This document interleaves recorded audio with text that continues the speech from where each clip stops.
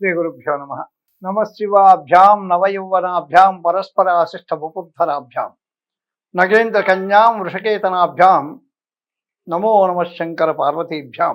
June నెలలో ధనుర్రాశి వారికి జాతకరీత్యా వీరికి బంధువులతో విరోధము, స్నేహితులతో విరోధము, మరి భార్యకు కానీ సంతానానికి కానీ అనుకోకుండా ఏదైనా వారు వ్యాధిన పడడం కూడా జరుగుతుంది. తద్వారా ఉత్సాహభంగము, యత్నకార్య భంగము ఇవన్నీ కూడా జరిగేటువంటి అవకాశము ధనుర్రాశి వారికి. వీరికి మొదటి వారంలో రోగము, విచారము, విద్యార్థులకు అనానుకూల పరిస్థితులు, శారీరక పీడ, అకాల భోజనము, వీరికి మనసు పాపకార్యాచరణము అంటే విహితమంటే తాను చేయవలసినటువంటి పనులు కాక అవిహితము చేయరాని పనులు చేయాలనేటువంటి కోరిక కలగడం కూడా జరిగేటువంటి అవకాశం మెండుగా ఉంది. రెండవ వారంలో వీరికి భార్యాపుత్రుల చేత విరోధము, జ్ఞాతులు పారివాళ్ల చేత కలహము, చోరుల వల్ల అగ్ని వల్ల భయము జరిగేటువంటి అవకాశం ఉంది. ఈ ధనుర్రాశి వారికి మూడవ వారంలో కాస్త మెరుగ్గా ఉండి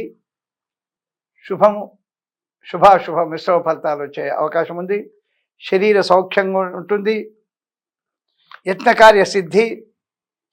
వీరు ఈ మూడవ వారంలో తమకు జన్మనిచ్చినటువంటి గ్రామం కానీ జన్మనిచ్చినటువంటి ప్రాంతానికి వెళ్ళి 1-2 రోజులు గడపడం కానీ, లేదు ఉదయం వెళ్ళి సాయంకాలానికి రావడం కానీ తప్పకుండా జరుగుతుంది.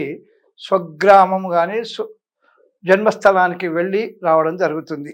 4వ వారంలో బుద్ధి చాంచల్యత, స్త్రీ వల్ల కలహాలు, కార్యభంగము, అనవసర ప్రయాణాలు జరిగేటువంటి అవకాశం ఉంది.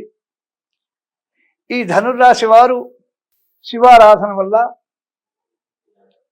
శివుడికి అభిషేకం చేయడం వల్ల, మరి రుద్రాభిషేకం చేయించుకోవడం వల్ల, మరి ఓం నమ శివాయ అని మీ ఇంట్లో ఉన్నటువంటి ఆ శివలింగానికి మంచినీళ్లతో అభిషేకం చేసి ఆ శివ పంచాక్షరి మంత్రాన్ని ఒక 108 సార్లు పఠించి, అవకాశం ఉన్నటువంటి వాళ్ళు 3 బిల్వదళాలు తీసుకొని వచ్చి స్వామికి అర్పణ చేసినట్టయితే మీకు శుభ ఫలితం జరిగేటువంటి అవకాశం ఎక్కువగా ఉంది.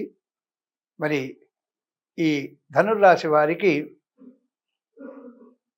ఈ జూన్ నెల యొక్క మాస ఫలితాలు. సర్వం శుభం భూయాత్.